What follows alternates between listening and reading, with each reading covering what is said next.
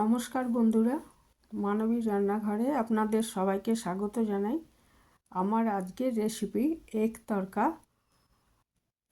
এটা খুবই উত্তর ভারতের খাবার, কিন্তু আমাদের বাংলাতেও সমান জনপ্রিয়। তো ধাবা স্টাইলে কিভাবে এগ তড়কা বানানো যায় আজকে আমরা সেটাই দেখে নেব।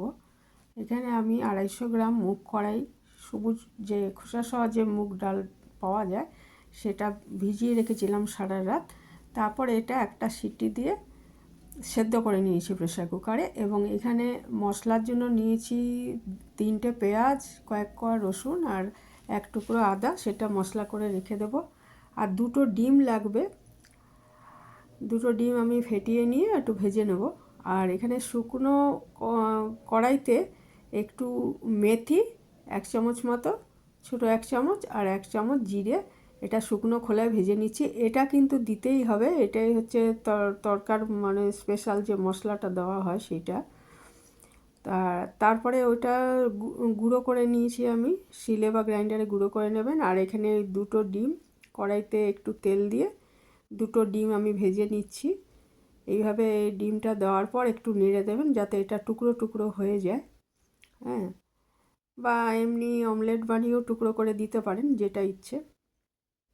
তারপরে এটা আমি সরিয়ে রেখে, ডিম ভাজাটা সরিয়ে রেখে ওই কড়াইতেই আরেকটু 2 চামচ মতো তেল দিয়ে দিলাম।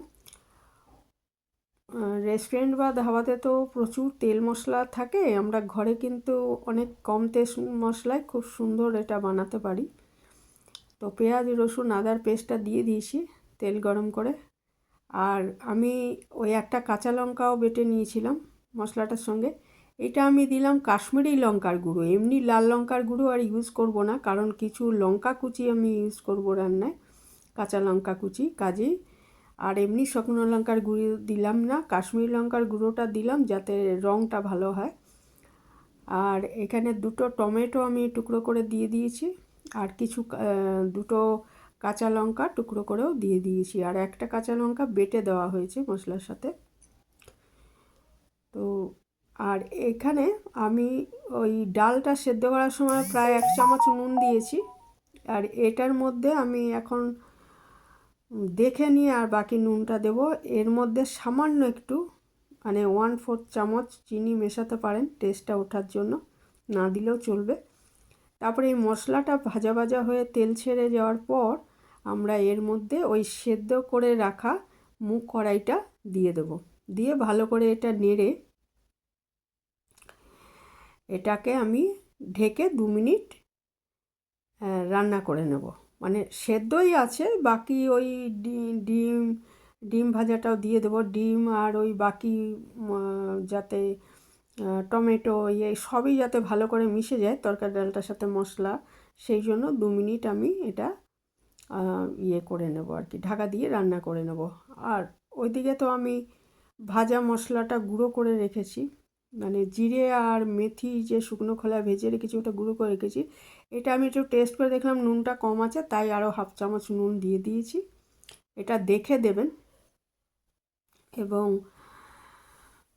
দেখুন 2 মিনিট পরে আমি ঢাকাটা খুলে দেখলাম এটা ভালো মতো ফুটে গেছে, মিশে গেছে সমস্ত জিনিস, সেদ্ধ তো সব আগেই ছিল।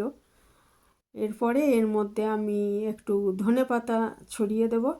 অন্য সময় রান্না করলে ধনেপাতাটা না দিলে চলবে, কিন্তু এই সময়টায় শীতকাল তো ধনেপাতা দিলে একটা আলাদা টেস্ট আসে, সেই জন্য ধনেপাতা দিয়েছি আমি একটু। আর ওই জিরে আর মেথি গুঁড়োটাও এই সময় আমি দিয়ে দিলাম, মানে রান্নাটার একদম শেষে দেবো, না হলে গন্ধটা নষ্ট হয়ে যাবে। এই গন্ধটাই হচ্ছে তরকার আসল গন্ধ, মেথি আর জিরে গুঁড়ো। আর একটু মশলা দিয়ে দিলাম।